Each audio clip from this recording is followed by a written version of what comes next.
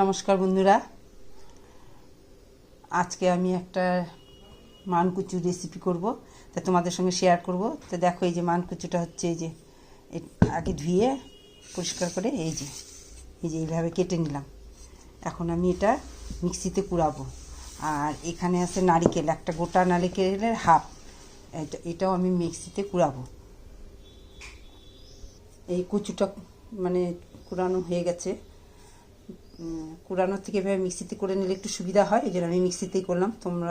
তোমাদের যেটা পছন্দ, হয়তো কুড়াতেও পারো বা করতে পারো, কিন্তু মিক্সিতেই আমার ভালো হয়।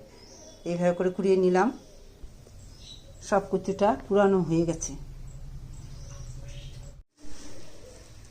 কুড়ানো কুচুটা এইভাবে রসটা চিপে বের করে দিতে হবে, নাহলে কিন্তু গলায় লাগতে পারে।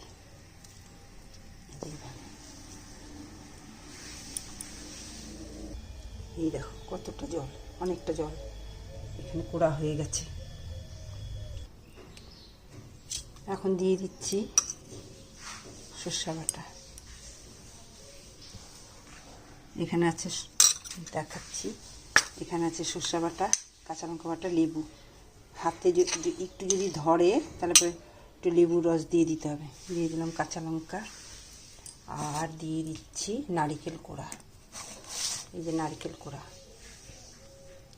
আমি এখন হাফটা মাখবো আর হাফটা পরে মাখবো, কেন কি পরে আবার সম্পূর্ণটা মেখে রাখলে অনেকটা নষ্ট হয়ে যেতে পারে। দিয়ে দিচ্ছি পরিমাণ মতো নুন আর সরষের তেল। এটা মেখে নিচ্ছি। দিয়ে দিচ্ছি সামান্য লেবুর রস। লেবুর রসটা দিলে খেতে কিন্তু ভালোই হয়, একটু টক টক হবে আর গলায় ধরার চান্স থাকবে না।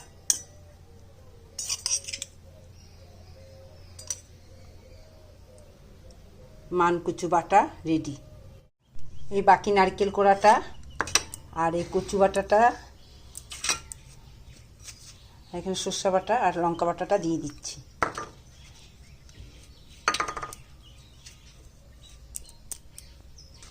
এখানে দিয়ে দিচ্ছি স্বাদ মতো নুন, দিয়ে দিচ্ছি সরষের তেল। এবার এটাও মেখে নিচ্ছি। আর দিয়ে দিচ্ছি সামান্য আর একটু লেবুর রস। লেবুর রসটা দিলে টেস্টি হয় খেতে, মানে গলায় ধরার চান্সটা থাকে না, এই জন্যই লেবুর রসটা দেওয়া। আর বেশি করে নারকেলটা দিয়ে দিলাম। আগেরগুলো একসঙ্গে মেখে নিচ্ছি, কেন কি আমি খেয়ে দেখলাম গলায় ধরছে না, নষ্ট মানে খাওয়া যাচ্ছে। আমি ভয় পাচ্ছিলাম, সেই জন্য সম্পূর্ণ নারকেল দিয়ে মাখছিলাম না। এখন মেখে নিলাম সম্পূর্ণটা। খেয়ে দেখলাম খুবই ভালো, টেস্টি।